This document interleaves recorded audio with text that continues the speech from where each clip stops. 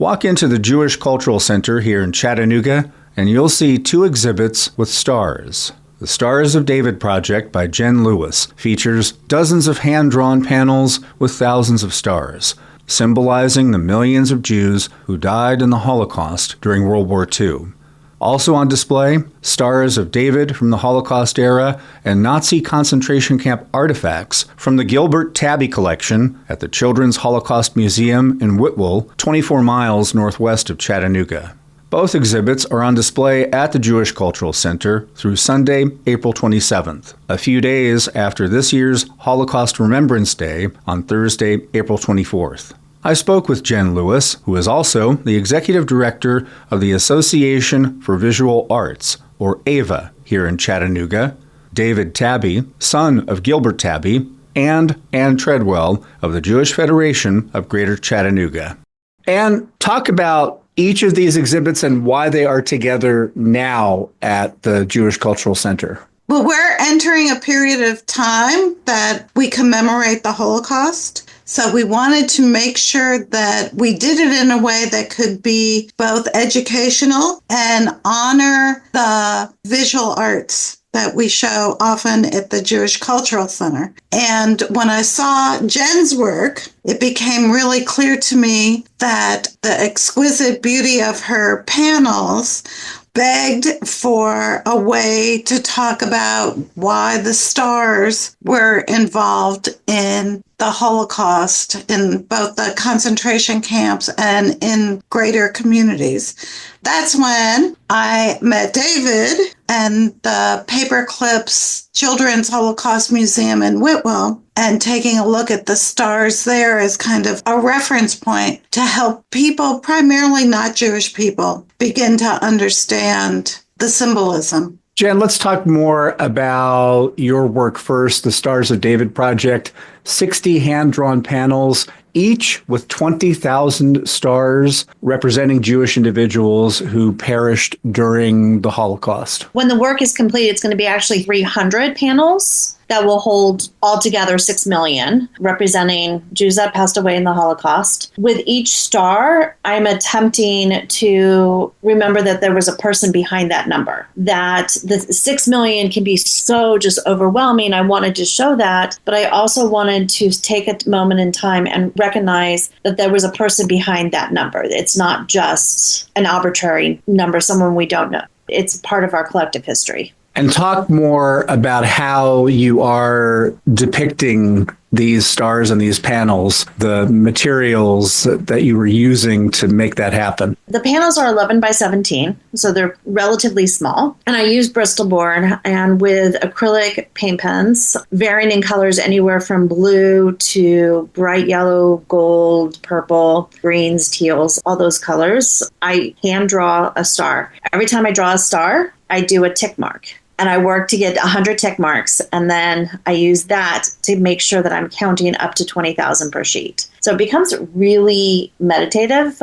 I try to listen to music or I try to listen to a book, but I end up just focusing on counting to 100 and then crossing it off, and that's when I can be interrupted. But I'm really working towards making sure that I have 6 million stars. I do this in my home at night after work, after my son and my husband have gone to bed and the dogs are quiet. So it's really become like between 9 and 12 at night, 3 hours each night, just drawing stars. You mentioned that this is meditative. Talk more about that. Well, because I'm so focused on the counting and getting to that 100 where I can make a tick mark, my mind actually, it's quiet. It's the only time in the day that my mind is quiet while I'm drawing my stars and counting. And when I get to that 20,000 mark, and sometimes it takes me a couple of days because I only have a few hours. Sometimes it takes me a couple of days to get to that 20,000. I say a Hebrew prayer of remembrance and end it there. So it really helps me focus on remembering what happened in the Holocaust, how close we are to it happening possibly again with the rise of anti-Semitism, and remembering the individuals. When I first envisioned this project, I envisioned it like a sky filled with so many stars that it's almost impossible to count. Coming from a Jewish saying that if you save one life, it's as if you save an entire universe. So I'm trying to kind of depict universes disappearing. The blues, the purples, and the teals that are kind of pushed back in the background are all the individuals that we lost in the Holocaust that we don't know. We might have a name, we might have family trees, branches just completely broken off. We have no clue what happened to them, but we don't know. We don't know their story. We don't know how they ended up, where they ended up, what happened to them. Their stories have disappeared for the most part. The yellows and the golds that kind of weave through the whole project, making it look like ribbons in the sky, those represent the stories that we do know, those stories that have been told, or people that we remember because descendants, other survivors were there to witness it and be able to tell us what happened to them. Anywhere from like Anne Frank, who left a diary, or my second great-grandmother who died in the Louds ghetto from starvation. I had no clue until I was an adult. And I started doing some family researching and discovered that she did. I was always told, oh, she died in the old country. I didn't know what that meant. Well, discovered that she actually died in the Holocaust in a ghetto. And so reclaiming her memory and reclaiming who she was more than just someone. And David, tell us more about what you have on exhibition there at the Jewish Cultural Center. My story is a little bit similar to Jen's. I just realized that I didn't know the extent of my father's collection until after he passed away.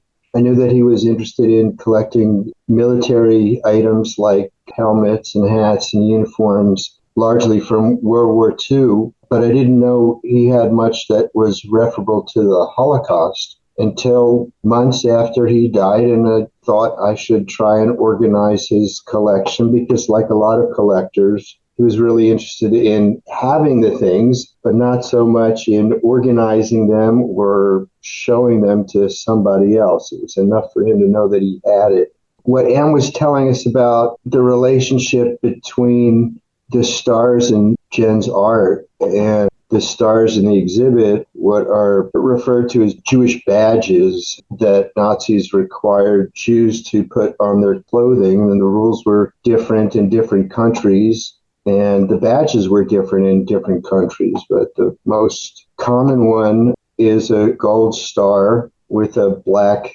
outline of the Star of David and the word Jude, which is Jew in German, on it, and this was supposed to be sewn on your clothing if you were lucky enough to still be living in a ghetto and not in a concentration camp.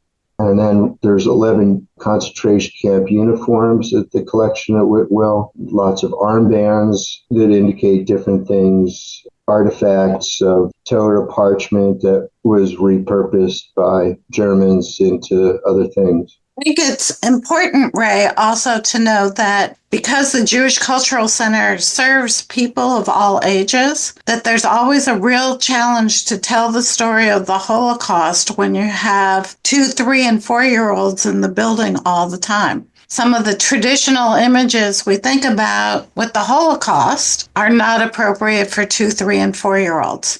And so Jen actually spurred me into thinking about how to be a good educator of the time period for people of all ages, and the stars are perfect. David's family collection also has capo armbands, so being able to talk to people about what capos were in the concentration camps, and that there were triangles designated inside the stars that designated people, whether they were communist or homosexual or political prisoners. It really is a way to take the stars as symbols. We're speaking with Jen Lewis, David Tabby, and Ann Treadwell about 2 exhibits now on display at the Jewish Cultural Center here in Chattanooga through Sunday, April 27th. And how do these 2 exhibits side by side at the Jewish Cultural Center complement and reinforce one another for the visitors who come? I think they do a really good job at telling the story of when the Jews had to wear these stars. It is a symbol of the Jewish nation, of the Jewish peoplehood, of the Jewish culture. And they were forced to wear these stars, which was very, very negative because it identified us and it pointed us. And it all stemmed from this anti-Semitic stuff that came out of Germany that has been around for centuries. But you have these stars that are in these panels that are beautiful,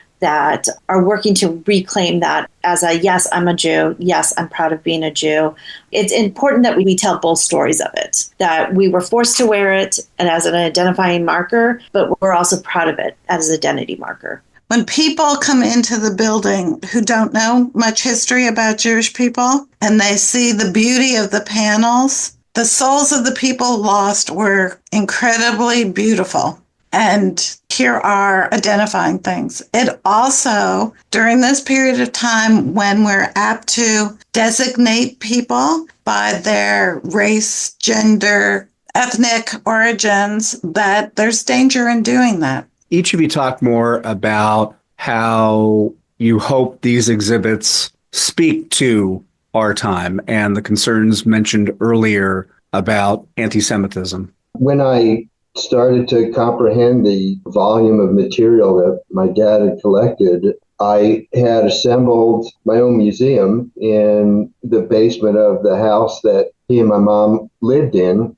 I had a handful of people come see the collection there, but a house isn't a museum. I wanted to share this with people. I think they need to know about it. I'm sure, Ray, you know about the tradition of Holocaust denial, like this never happened. I think when you're confronted by artifacts such as my dad collected, it's kind of hard to deny that it happened. You can think of them as historical receipts. So kind of a bunch of coincidences that the synagogue I joined in order to say the memorial prayer for my father happened to have a very well-developed relationship with the Whitwell Middle School and the people who run the museum, and bring a trip of 8th graders every fall to Whitwell. Every spring, 8th graders from Whitwell come to Philadelphia. The concept of having a visit for just adults who didn't have an 8th grade child or grandchild was relatively new, and I went along. You can't not be overwhelmed when you realize what the teachers and students at Whitwell have done. And a lot of other discussion and thinking and changing minds. And I realized the best place to have all his collection was to complement the rail car and the 6 million paper clips that are part of that museum. What better way to have an impact than on young students still in their formative years, in understanding how dangerous hate is and what hate can lead to. For me, I started this project before October 7th happened. And it really started when I went to Israel and we were going to Yad Vashem, which is the Holocaust Memorial. My son had asked me a very, very simple question, which is, what is 6 million? What does that look like? How do you put 6 million people together? Like, what does that look like, Mom? It was really like kind of seeped in and started talking. And then October 7th happened. I was already at that point drawing my stars, but that's when it dawned on me why it was so important that I do it now, because Holocaust education is not really happening in the schools anymore. The kids don't understand how many people, yes, there were 6 million Jews that died. There was also millions of other people that died in the Holocaust as well.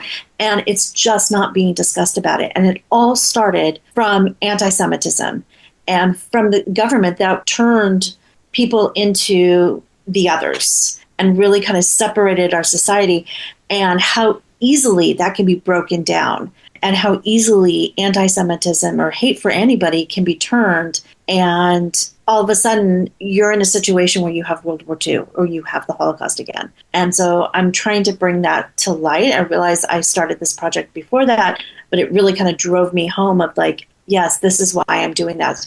It's important for us to recognize what had happened so that we do not repeat that. And that's something that all Jews say is never again. And that has always stuck with me my entire life, and really trying to say that with this project. And Ann, for people who want to see these exhibits side by side at the Jewish Cultural Center, to keep up on everything happening at the center and at the Jewish Federation of Greater Chattanooga, where can they go online? They can go online to jewishchattanooga.com. They can come visit us at the Jewish Cultural Center at 5461 North Terrace. The gallery hours are Monday through Thursday, 9 to 5, and on Fridays, 9 to 4. or by appointment. We are here with programs many Sundays and evenings. So if there's a time outside of regular gallery hours and we're here, we would welcome you.